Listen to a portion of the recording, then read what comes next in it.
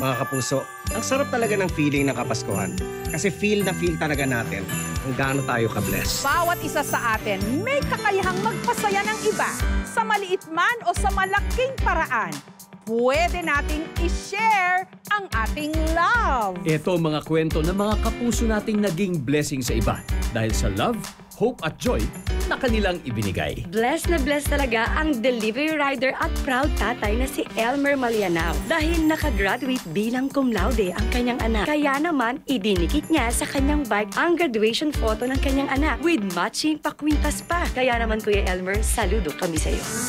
Muling kikislap ang mga gabi, muling babalik ang mga ngiti.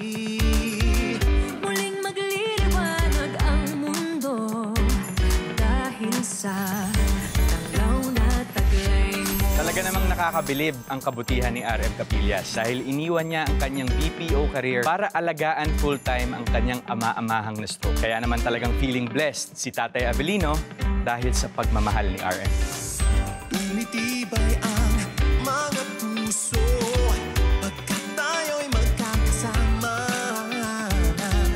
Itong dalang hiwaga ng Pasko ang magbigay pag-asa saya.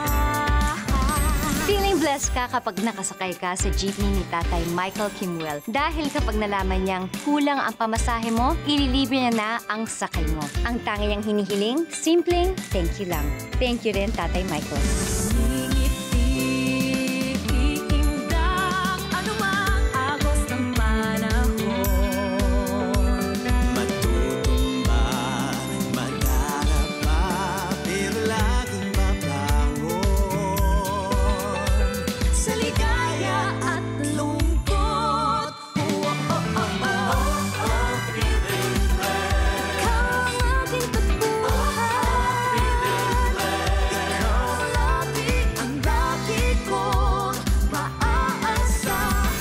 Blessed din ang mga customers ng pharmacist na si Archie Larga. Kasi naman to si Archie, sa sobrang kabaitan, namimigay siya ng libreng gamot. Ginagawa niya daw ito to give back dahil blessed din ang kanyang buhay. When Nanay Bernardeta Zamora faced a life-threatening situation, blessed na blessed siya dahil dumating ang kanyang mga guardian angel na nursing students na sina Angel Faith Ababat at Christian Joyce Noel On dahil sa kanilang mabilis na first aid.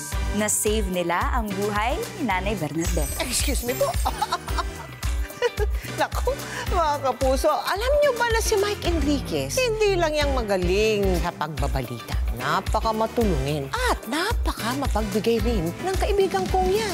Pero secret niya lang yun. Kaya ngayong nasa heaven na siya, pwede na naming i-share sa lahat na isa siya sa mga pinakamalalaking donor sa National Shrine of Our Lady of the Abandoned sa Santa Ana. Feeling blessed talaga kami na makilala at makasama ang isang Mike Enriquez. Sana kayo rin feeling blessed. I-share din natin ang blessings natin para sa lahat. Blessing ko ngayong Pasko.